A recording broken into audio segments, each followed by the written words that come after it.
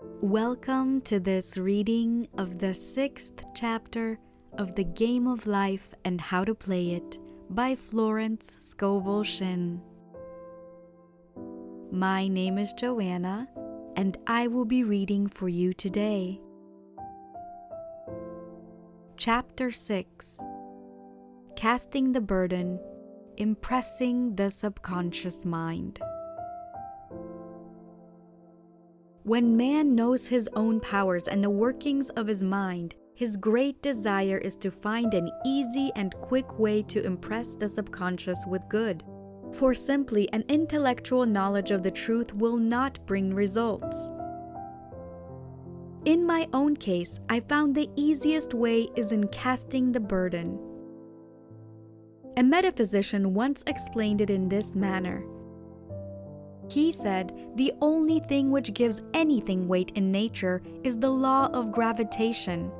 And if a boulder could be taken high above the planet, there would be no weight in that boulder. And that is what Jesus Christ meant when he said, "My yoke is easy and my burden is light." He had overcome the world vibration and functioned in the fourth dimensional realm, where there is only perfection, completion, life, and joy. He said, "Come to me all that labor and are heavy laden, and I will give you rest. Take my yoke upon you, for my yoke is easy and my burden is light."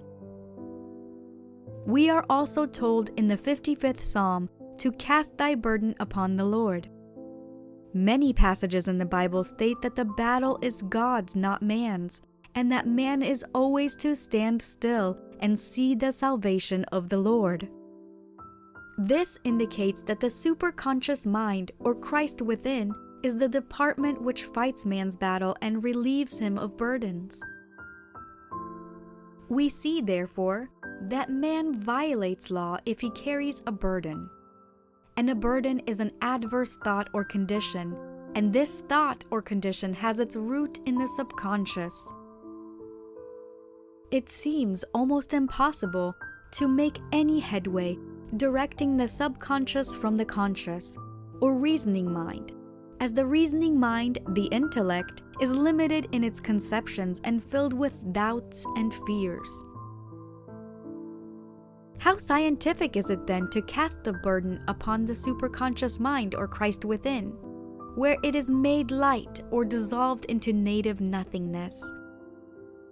For example, a woman in urgent need of money made light upon Christ within, the superconscious, with the statement, "I cast this burden of lack on the Christ within, and I go free to have plenty." The belief in lack was her burden, and she cast it upon the superconscious with its belief of plenty. An avalanche of supply was the result. We read, "The Christ in you, the hope of glory." Another example, one of my students had been given a new piano, and there was no room in her studio for it until she had moved out the old one. She was in a state of perplexity.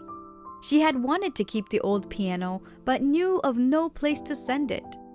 She became desperate, as the new piano was to be sent immediately. In fact, was on its way with no place to put it.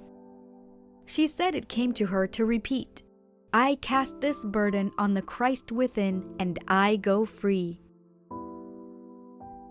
A few moments later, her phone rang, and a woman friend asked if she might rent her old piano. And it was moved out a few minutes before the new one arrived. I knew a woman whose burden was resentment. She said, "I cast this burden of resentment on the Christ within, and I go free to be loving, harmonious, and happy." The almighty superconscious flooded the subconscious with love, and her whole life was changed. For years, resentment held her in a state of torment and imprisoned her soul, the subconscious mind. The statement should be made over and over and over, sometimes for hours at a time, silently or audibly, with quietness but determination. I have often compared it to the winding up of a Victrola. We must wind ourselves up with spoken words. I have noticed in casting the burden, after a little while, one seems to see clearly. It is impossible to have a clear vision while in the throes of carnal mind. Doubt and fear poison the mind and body, and imagination runs riot, attracting disaster and disease. In steadily repeating the affirmation, I cast this burden on the Christ within and go free, the vision clears, and with it a feeling of relief, and sooner or later comes the manifestation of good, be it health, happiness, or supply. One of my students once asked me to explain the darkness before the dawn.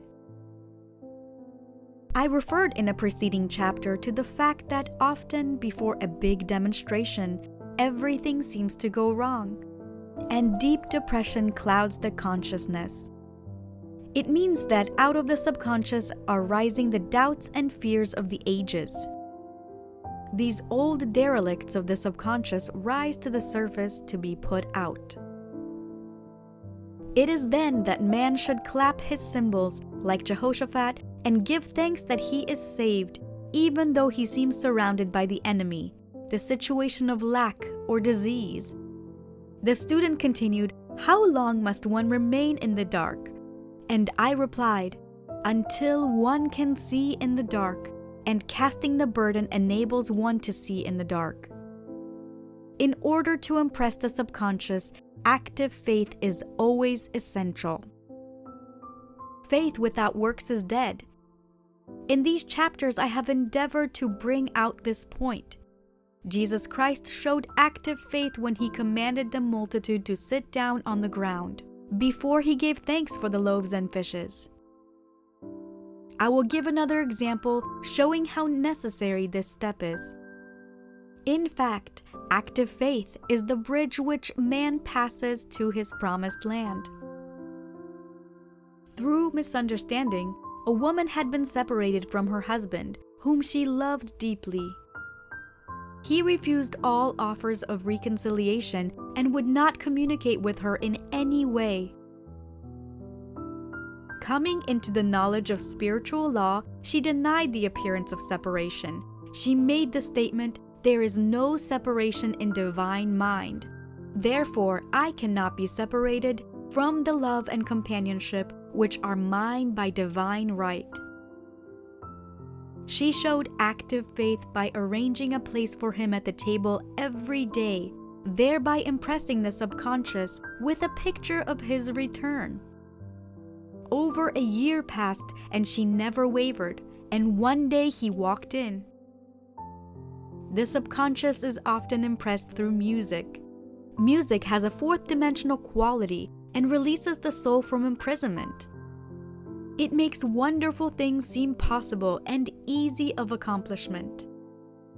I have a friend who uses her Victrola daily for this purpose. It puts her in perfect harmony and releases the imagination. Another woman often dances while making her affirmations. The rhythm and harmony of music and motion carry her words forth with tremendous power. The student must also remember not to despise the day of small things. Invariably, before a demonstration come signs of land. Before Columbus reached America, he saw birds and twigs which showed him land was near. So it is with the demonstration. But often, the student mistakes it for the demonstration itself and is disappointed. For example, a woman had spoken the word for a set of dishes. Not long afterwards, a friend gave her a dish which was old and cracked. She came to me and said, "Well, I asked for a set of dishes and all I got was a cracked plate." I replied, "The plate was only signs of land. It shows your dishes are coming. Look upon it as birds and seaweed." And not long afterwards, the dishes came. Continually making believe impresses the subconscious. If one makes believe he is rich and makes believe he is successful, in due time he will reap. Children are always making believe, and except ye be converted and become as little children, ye shall not enter the kingdom of heaven. For example, I know a woman who was very poor, but no one could make her feel poor. She earned a small amount of money from rich friends who constantly reminded her of her poverty and to be careful in saving. Regardless of their admonitions, she would spend all her earnings on a hat or make someone a gift, and be in a rapturous state of mind. Her thoughts were always centered on beautiful clothes and rings and things, but without envying others. She lived in the world with the wondrous, and only riches seemed real to her. Before long, she married a rich man, and the rings and things became visible. I do not know whether the man was the divine selection, but opulence had to manifest in her life, as she had imaged only opulence. There is no peace or happiness for man until he has erased all fear from the subconscious. Fear is misdirected energy and must be redirected or transmuted into faith. Jesus Christ said, "Why are ye fearful, O ye of little faith? All things are possible to him that believeth." I am asked so often by my students, how can I get rid of fear? I reply, by walking up to the thing that you are afraid of. The lion takes its fierceness from your fear. Walk up to the lion, and he will disappear. Run away, and he runs after you. I have shown in previous chapters how the lion of lack disappeared when the individual spent money fearlessly, showing faith that God was his supply and therefore unfailing. Many of my friends have come out of the bondage of poverty and are now bountifully supplied through losing the fear of letting money go out. The subconscious is impressed with the truth that God is the giver and the gift. Therefore, as one is one with the giver, he is one with the gift. A splendid statement is, "I now thank God the giver for God the gift." Man has so long separated himself from his good and his supply through thoughts of separation and lack that sometimes it takes dynamite to dislodge these false ideas from the subconscious. And the dynamite is a big situation. We see in the foregoing illustration how the individual was freed from the bondage of showing fearlessness. Man should watch himself hourly to detect if his motive for action is fear or faith. Choose ye this day whom you shall serve, fear or faith. Perhaps one's fear is of personality. Then do not avoid the people feared.